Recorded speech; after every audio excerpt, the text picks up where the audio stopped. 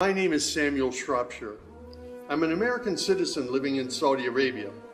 I came here in November 2011, not knowing anything about Islam or the Prophet Muhammad, peace be upon him.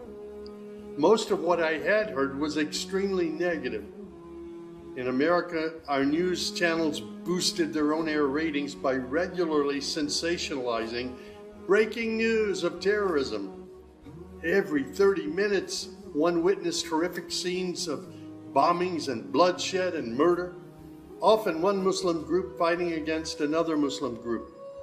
As killings and beheadings took place, there were always the shouts of Allahu Akbar, God is great. I was invited here to Saudi Arabia by Safi Kaskas to work on what was known as the Q Project. Dr. Kaskas wanted to produce a new, easy-to-read American translation for the next generation of young Americans. Since I could not read or speak Arabic, I wasn't doing any translation work. I was simply invited here to check the English to make certain that this new interpretation of the Quran was easily understood. My work, of course, required that I read the Quran over and over again. Well, as you can imagine, having no knowledge of Islam, I had hundreds and hundreds of questions. I was shocked as I read to find that Jesus, peace be upon him, was often mentioned in the Quran. Jesus was presented as one of the greatest prophets. And even the story of the virgin birth was mentioned there. Many of the miracles that Jesus had done, I found them in the Quran. There were even a couple of Jesus miracles mentioned in the Quran that were not mentioned in the Bible. Evenings were mostly spent alone in a bedroom that had been set up for me in Dr. Safi's office. At night, I would stand on the balcony of that building and I would look across a very busy boulevard to a mosque. And I would hear the calls to prayer. I would see men and women coming to the mosque and leaving the mosque. Children were playing football in the mosque parking lot. Except for the minaret, it appeared to me to look like a typical Christian church in America. My heart longed to be in that mosque. I felt compelled by God to go there. A few months later, I got up the courage to walk down the street and to knock on the door of Taqwa Mosque. Now, nobody knocks on the door of a mosque. Normally, they just open the door and they walk right in. But I was not sure how I'd be received, so I stood there knocking until someone came to the door. That person simply said, "May I help you?" I said, "My name is Samuel. I'm a Christian from the United States. Is it okay if I come inside?" And that man, Shafiq Zubir, who was the caller to prayer, he reached out and he hugged me and he said, "Of course, come in." I sat in the back of the mosque during prayer times for 3 days. I didn't understand what was going on. I saw men standing, bowing, putting their heads to the floor as the Imam led them in prayer. I had little knowledge about what was happening, but I felt God's presence in that mosque. And the men of Taqwa Mosque were so friendly to me. After 3 days, I asked Shafiq if he could teach me the first surah of the Quran, Al-Fatiha. This was a necessary element in praying the 5 daily prayers. I was memorizing sounds, but I didn't know what the sounds meant. So I started comparing them with an English translation I had, and I realized that there was nothing in Al-Fatiha that was inconsistent with Christian teaching. There I read the encouraging words that God was the most merciful, the distributor of mercy and forgiveness. My heart was being strangely touched by the words of the Quran and the love displayed by the men of Taqwa Mosque. Dr. Sadiq Malki would later drive me to the Islamic Education Foundation in Al-Hamra neighborhood of Jeddah, where I said Al-Shahada. According to Islam, we're all equal. There's none above another. There are scholars, but their role is educational. As for the relationship with God, it's personal, it's direct. The faith itself is simple and clear. It's summed up in just 6 points. There is one true God who is unlike any other being. He is neither born nor does he give birth. He has neither spouse nor offspring.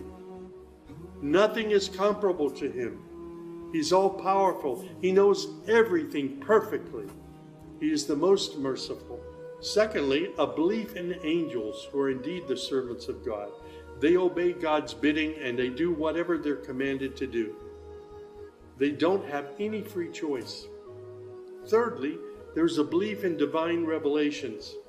Islam acknowledges that God revealed scriptures including the Torah, the Gospel, the Psalms.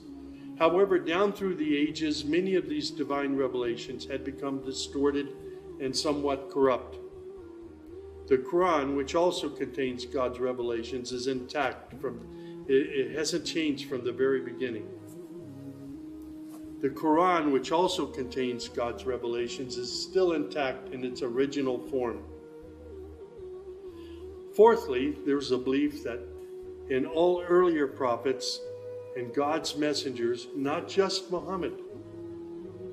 They believe in Abraham and Isaac and Moses and Jesus and hundreds of other prophets. They believe that the prophets were the best of mankind. Muslims believe in the last day. That's to say, this includes the belief in all that God and his messenger have told us about what happens after death, including recording of good and bad deeds, the resurrection and the gathering of all creatures, the reckoning that will take place on the great judgment day, the prophet's intercession, as well as heaven and hell. Man's ultimate aim will be to save himself on that day. Muslims believe in the divine destiny of predestination. Whatever God wills is certain to take place, and what he has not willed will never take place. This present life is a test for man, and man should endeavor to pass this test. These tenets of faith appeared to me entirely consistent with human nature. And then I asked, how can one become a Muslim? My search showed me that one needs to fulfill 5 specific duties, which are called the pillars of Islam. These are: first, a declaration to believe and to say verbally, I witness that there is no other deity other than God, and that Muhammad, along with all the other prophets, is God's messenger. Prayer is an important part of a Muslim's life. Muslims seek to maintain the 5 daily prayers. These are spread out over the day and night. Thirdly, there's the zakat.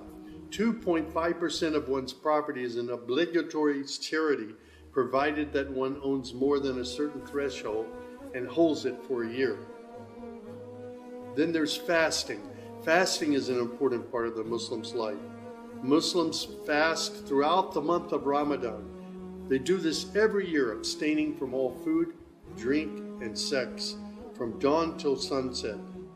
One must also refrain from futile arguments and quarrels and forbidden things.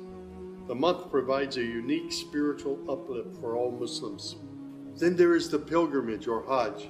This is performed in Mecca and its surrounding areas. It's a duty to fulfill this pilgrimage once during one's lifetime, provided that one is physically and financially capable of doing so. People often ask me, Sam, how did you become a Muslim? In the church was a library, and in that library were children's books. One of the books my mother got over and over again was called The God of Abraham. In that book were beautiful color photos of camels and deserts. She would read me the story of Abraham, how he was commanded by God to leave his mother and father because they were worshiping idols. She would pause and she would say, Sammy, you always have to pray to the God of Abraham. There is only one true God, the God of Abraham. My commitment to God has been strong and enduring since my younger years. And now I have found absolute peace in Islam, in a faith that I once thought was hostile. I found friendship and hope amongst a fraternity of other Muslim brothers and sisters. I have found a family of believers.